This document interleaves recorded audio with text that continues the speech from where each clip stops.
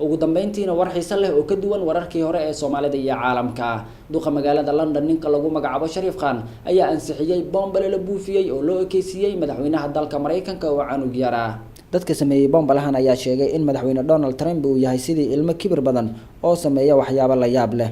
Waxa ay doonayaan in magaalada London ay dul mariyaan buufinkan oo kaga baxday lacag gaaraysa 18,000 oo euro. Buufinka waxaa lagu shubay maadada helium taasi oo la dul marin doono magaalada London xilliga uu madaxweyne Trump booqashada ku tagayo magaaladaas. Hogaamiyaha xisbiga afkaarta adag ee UKIP Nigel Farage ayaa sheegay in buufintan ay tahay aflagaadadii ugu weyneed oo loo geystay madaxweyne Mareykan ah.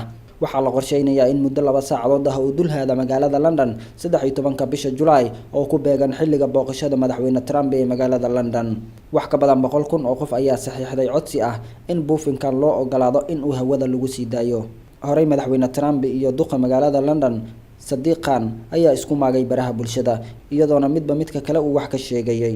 Waa tahay daawadayaal warbixintaasi xiiso leh ayaan u dambeysay wararka telefishinka Somali Cable oo idinkaga imaanaya xafiiska wararka telefishinka uu ku leeyahay magaalada Muqdisho caasimadda dalka Soomaaliya.